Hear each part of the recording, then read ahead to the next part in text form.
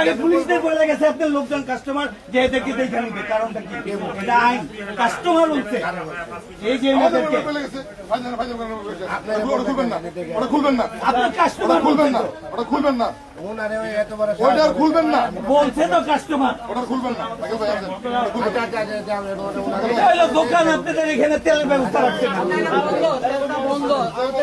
তেল বন্ধ হলে যে এনাদেরকে পর্যন্ত গাড়ি দিয়ে গেছে। আপনি খুলবেন না, আপনার মালিককে ডাক দেন, আপনার ওনার স্পেল নাকি নাম, উনি আসবেন, উনি আসতে বলেন, উনি আসবে। এই মালিক আসতে বলেন, মালিক আসতে বলেন। সারা খুলবেন, সারা খুলতে পারবেন। আর একটা মালিক, আপনার দোকান মালিক সমিতি আছে, একজন প্রেসিডেন্ট, কোনো আপনার অনুমতি নেন না, কোন রকমের আপনার আইন কানুন মানেন না, কারোর সাথে আলাপ করেন না আপনারা।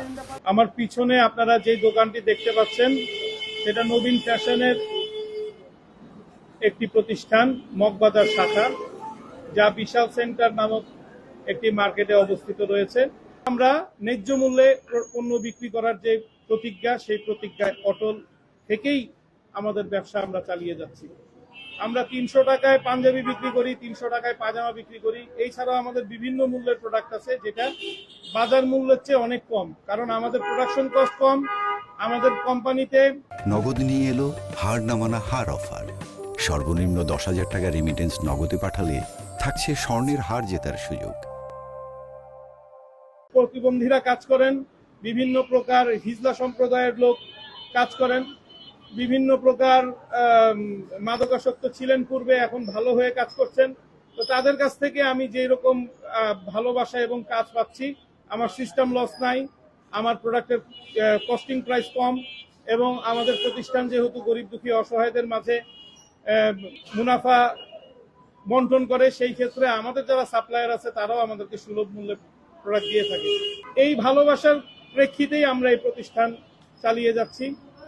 এখন এই প্রতিষ্ঠানটার উপরে যে আক্রমণাত্মক পরিবেশ আপনারা দেখতে পেয়েছেন, একজন গ্রাহক ভিডিও করেছে বিধায় আপনাদের কাছে এটা প্রকাশ পেয়েছে। অন্যথায় এরকম আক্রমণ আমাদের এখানে প্রায় সময়ই হয়েছে। প্রকাশ্যে একজন ইনসাফ কায়েম করা ব্যক্তিকে গুলি করে হত্যা করার পর তার বিচার নিয়ে যে টালবাহানা চলতেছে, আমি তো একটা কীট পতঙ্গ। তাকে যদি এরকম ভাবে হত্যা করার পরে কোনো বিচার মানুষ না পায়, আমার মতো মানুষকে বিচার পাবে? আমার সন্তানরা কোনোদিন আমার হত্যাকারীকে ধরতে পারবে, দেখতে পারবে? অবশ্যই না। তো জীবন অনেক মূল্যবান। ব্যবসা এটা না করলে অন্য কিছু করব, বিদেশ চলে যাবো, বিদেশি ব্যবসা বাণিজ্য করবো, কিন্তু জীবন একটাই। আমার এই জীবন আমি এই সিন্ডিকেটের কাছে শেষ করতে আমি রাজি না।